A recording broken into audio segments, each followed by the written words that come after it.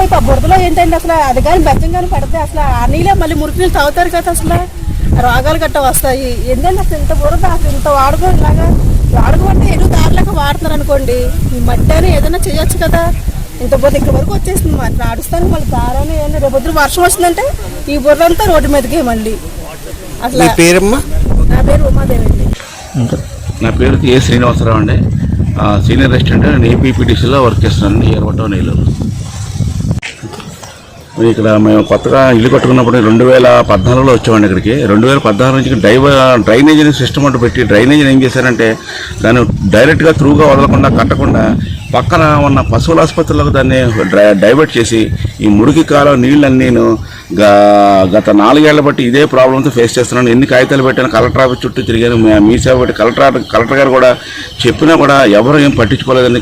శనివారపేట పంచాయతీలో ఎన్ని పేపర్లో వేయించేవాడి పర్టికులర్గా కూడా చెప్పి ఎన్నిసార్లు రిటర్న్గా ఇచ్చినా కూడా ఏ విధమైన యాక్షన్ లేకుండా చేస్తామని చెప్పడమే తప్ప ఇంత పెసరు కూడా ఏమి యాక్షన్ లేకుండా కనీసం క్లీనింగ్ కూడా ఏమీ లేకుండా చాలా అపరిశుభ్రంగా కూడా ఉండడం వల్ల చాలా ఇబ్బంది పాలవుతున్నారు. చుట్టుపక్కల వాళ్ళందరూ కూడా రోగాలు పాలవుతున్నారని ఎవరు పట్టించుకుంటే దీన్ని దయచేసి పట్టించుకోమని క్లియర్ చేయమని ప్రాబ్లం అని మనం కోరుకుంటున్నానండి నేను.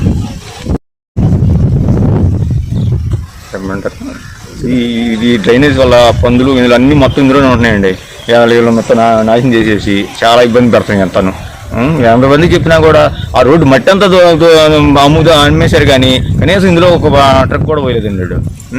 ఎన్నిసార్లు చెప్పినా ఎంతమంది వస్తున్నారు చూస్తున్నారు వెళ్తున్నారే తప్ప అదిగో చేసేస్తున్నాం ఇదిగో చేసేస్తున్నాం అన్నారు. ఎవరు చేయలేదండి అసలు, ఎవరు చేయలేదు అసలు, ఎవరు పట్టించుకోవాలి. చూస్తున్నారు వెళ్ళిపోతున్నారు. ఎంతమంది చెప్తున్నాను అందరికీ ఇది చెప్తాం. పైప్ లైన్లు మంచినీళ్ళు పైప్ లైన్లు కూడా ఉన్నాయి ఇక్కడ. మంచినీళ్ళు కూడా మురుగులు వచ్చేసేసి మొన్నటిదాకా మళ్ళీ 4 సార్లు లాగారు ఆ పంపుని, ఆ పైపుని లాగినా మళ్ళీ నొరకలు వచ్చేస్తున్నాయి.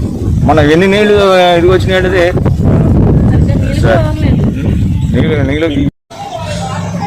ఈ శనివారపేట పశువుల హాస్పిటల్లో దాని గురించి ఎవరు చెప్పినా సరే ఎవరు పట్టించుకోవట్లేదు, చేయట్లేదు. చేస్తాం అన్నారు, ఎవరు చేయట్లేదు. రైతులంతా వచ్చామో మమ్మల్ని అడుగుతున్నారు, మీరేం పట్టించుకోవట్లేదు అంటే మమ్మల్ని అడుగుతున్నారు. ఇది ఇలాగే ఉంటుంది, దోమలు వచ్చేస్తుంది. ఊరికి హాస్పిటల్కి ఎవరు ఆఫీసులు వచ్చినా కూడా మమ్మల్ని అడుగుతున్నారు, మా డాక్టర్ గారిని. కానీ మంచినీళ్ళ ట్యాప్ కూడా ఇక్కడే ఉంది, బోర్ కూడా ఇక్కడే ఉంది. మొత్తం ఇక్కడ తొందరగా యాక్షన్ తీసుకోవాలని కోరుకుంటున్నాం.